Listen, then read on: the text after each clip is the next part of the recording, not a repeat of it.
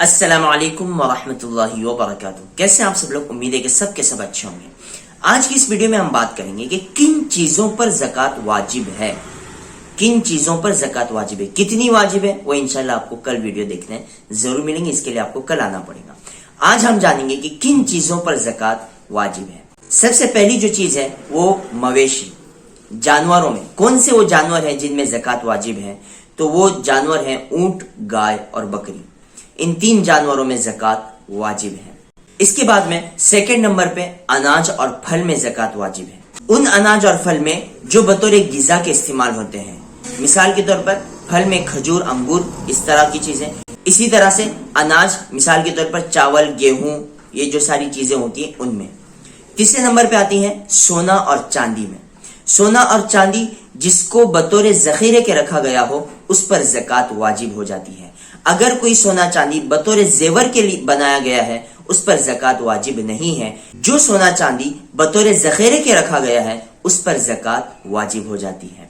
चौथे, तिजारत के माल में भी ज़कात वाजिब है। पांचवें, आजकल के जमाने में सेविंग सर्टिफिकेट बनाए जाते हैं, तो अगर सेविंग सर्टिफिकेट की अमाउंट अगर ज़कात के निसाब को पहुंचती है तो उस पर भी ज़कात वाजिब है। इसी तरह से छठे, पीएफ में। पीएफ वो अमाउंट होती है जो किसी बंदे की सैलरी से काटी जाती है और एक अमाउंट उसमें कंपनी की तरफ से ऐड की जाती है। तो जो अमाउंट सैलरी से कटकर बनी है, जो अमाउंट सैलरी से कटकर बनी है और उस पर साल गुजर चुका है और वो अमाउंट निसाब को पहुंचती है, तो उस पर ज़कात वाजिब होती है। जो कंपनी ऐड करे अमाउंट, उस पर ज़कात वाजिब नहीं है। एग्जाम्पल, अगर किसी की सैलरी के साल भर में 12,000 बनते हैं और कंपनी 12,000 रुपए ऐड करती है, तो ये जो 12,000 उसकी सैलरी से कट के पीएफ में जमा हुए हैं, वो अगर ज़कात के निसाब को पहुंचते हैं तो उस पर ज़कात वाजिब होगी। कंपनी ने जो अमाउंट ऐड की है उसमें, उस पर ज़कात वाजिब नहीं है। सातवें, डिपॉजिट पर। जो चीज हम किराए पर लेने के लिए, मिसाल के तौर पर मकान या दुकान जब हम किराए पर लेते हैं तो एक अमाउंट डिपॉजिट के तौर पर रखते हैं, उस अमाउंट पर भी ज़कात वाजिब है। इसलिए कि वो कर्जे के हुक्म में है और कर्जे के बारे में है कि अगर ऐसा कर्ज हो जिसके आने की उम्मीद हो तो उस पर भी ज़कात वाजिब होती है।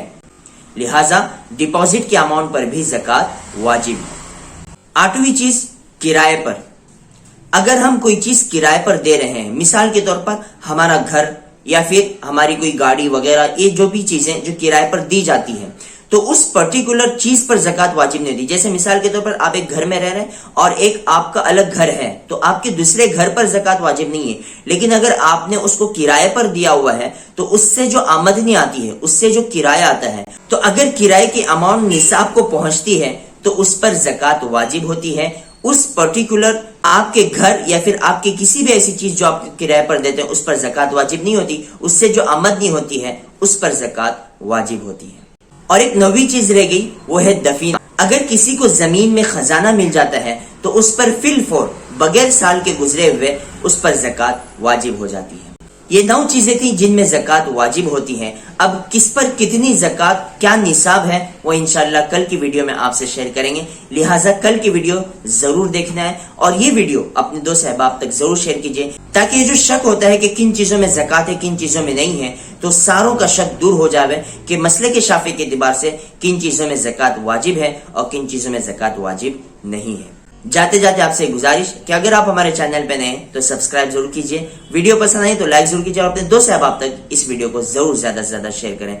मिलते अगली वीडियो में, तब तक के लिए इजाजत दीजिए। अस्सलाम वालेकुम व रहमतुल्लाहि व बरकातुहू।